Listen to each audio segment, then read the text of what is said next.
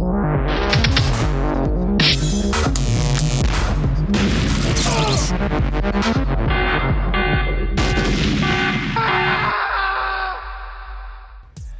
everyone, it's Dave from the channel Whisky and Synths. Welcome to today's video.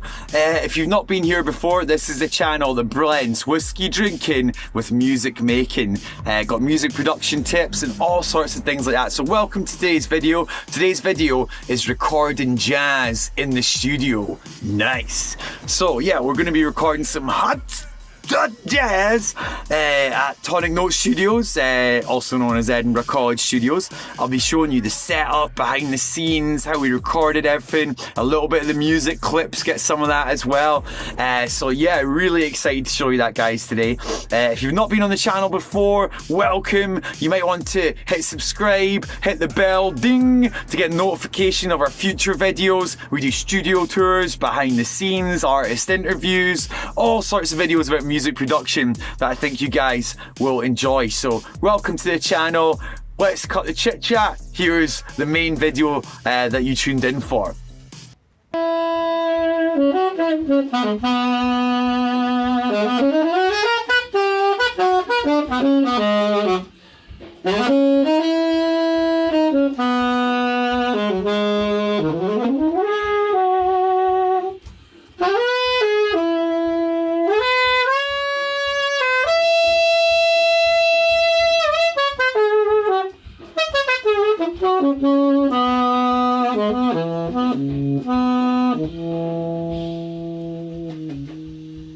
So everyone, we're going to give you a little rundown of recording a jazz band in the studio. How have we got it set up today? How have we got it set up to reduce bleed, to be kind of good? Yeah, let's just start with the keyboard sensor right here. So right here we've got the Nord Electro 4, this guy. That's mainly been used for organ sounds today. Then we've also got the Behringer DeepMind synthesizer, DeepMind 6, which is more for like cool lead, jazzy, spacey sounds.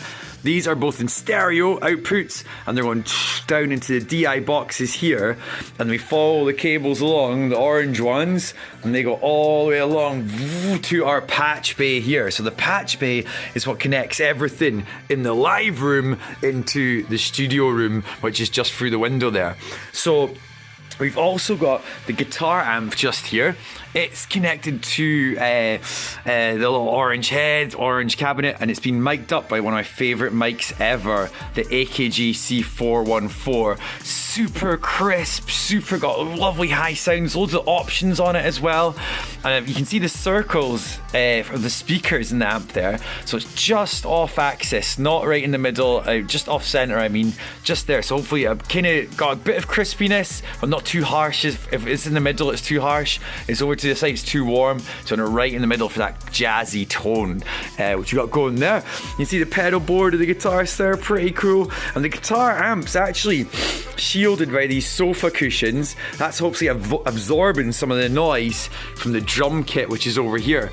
Now on the drum kit, you've got your overheads, these two guys here, Rode NT5s.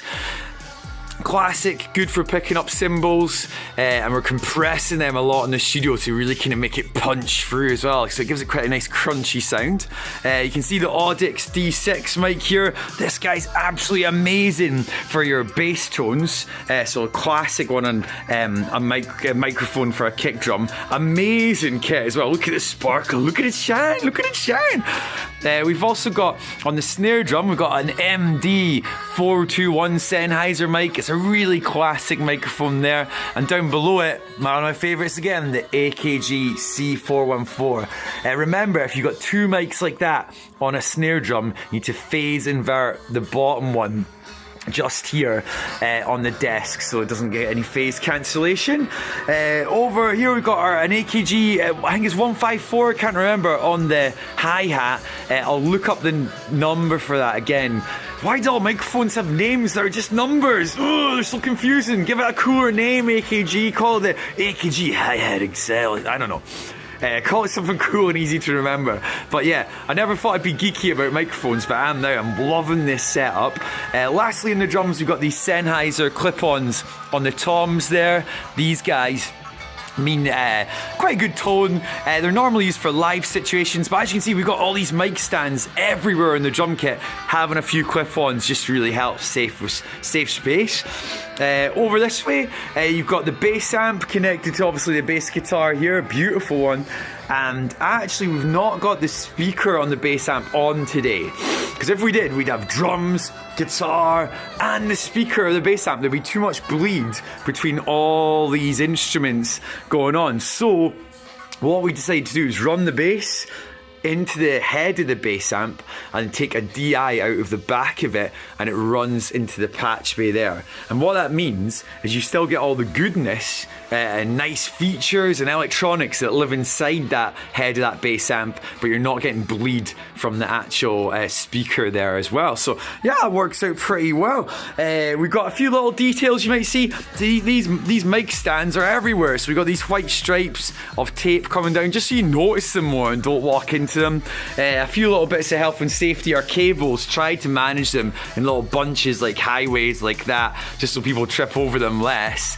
And that's the main things. Right in the middle you see the headphone amp, or you call it the full back amp. That provides signal to all the bands and what they can hear. So yeah, hopefully you enjoyed that little studio of the live room. We've also got horns and brass in this one today as well. So where are they living? They're actually living in the control room, which is a kind of different setup.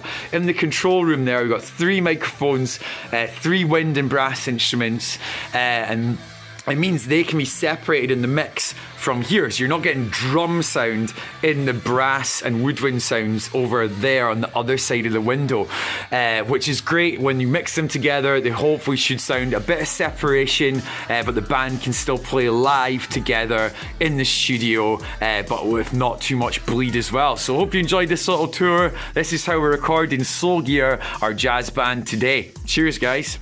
So everyone, one thing I wanted to chat about when you're recording as a studio engineer in a studio anyway, and you're not recording your own music, you're recording another band's music or another artist's music, is, you know, your bedside manner, you might call it if you're like a doctor. But basically, as the engineer, as the main person in the studio overseeing the session, you've got to be welcoming, you've got to make it feel fun for everyone, you've got to try and keep the vibe going, the energy going as well. Sometimes people can be sitting around a lot waiting for you to sound check the drum kit, and the drum kit might have like 8 different microphones on it, and you're EQing it and you're compressing it, each channel. Sometimes you might just be like, oh man, they might be like boring sitting around. So yeah, just say thanks for them waiting around, just say like, looking forward to hearing you play.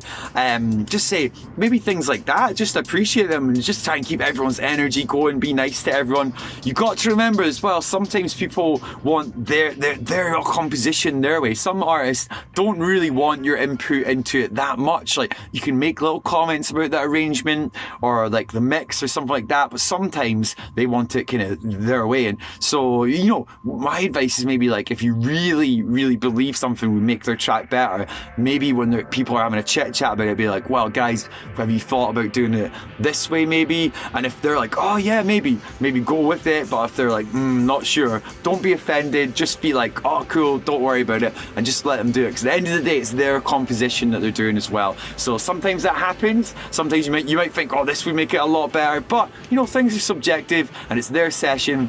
You know, when you're eventually working as a studio engineer, they'll be paying you for the session. So, you know, you got to keep them happy as well. They're the client. So, and it's their art at the end of the day. You're helping facilitate them, make it the best they can. Yeah, in regards to bedside manner, that's one of my little tips and tricks as well. Just try and bring as much energy, enthusiasm as you can. You know, use your own personality. Everyone's different. Some people are, you know, a bit like, like buzzing all the time, like a bit of high energy. I don't know anyone like that. Maybe that's me. Some people are more chill and calm, but they can bring a sort of like energy and kind of like vibe to a recording that keeps people interested and excited. So just work for whatever works for you. That's one of my tips, guys, when you're about bedside manner when you're recording as well. So let's have another look at some of the stuff we've done today with the jazz band in the studio.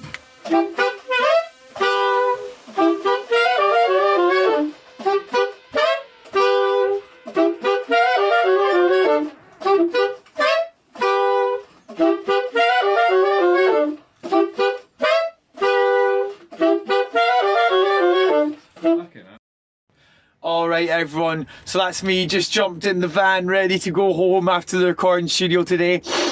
Had an amazing time with Slow Gear. You got to check them out. They've got a few gigs coming up. They'll be releasing this track as well. Really good modern jazz band with some synths, some keyboards, and all sorts of stuff you saw already. So hope you enjoyed that little behind the scenes on how we set them up recording today.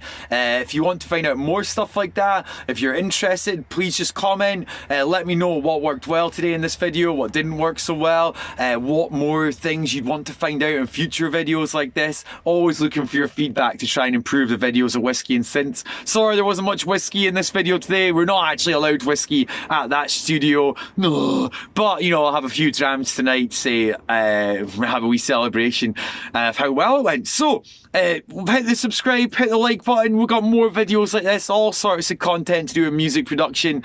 So thanks for tuning in, everyone. Enjoy your whiskey, enjoy your synths, enjoy your music production, and have fun making music. I'm tuning out. Thanks for tuning in.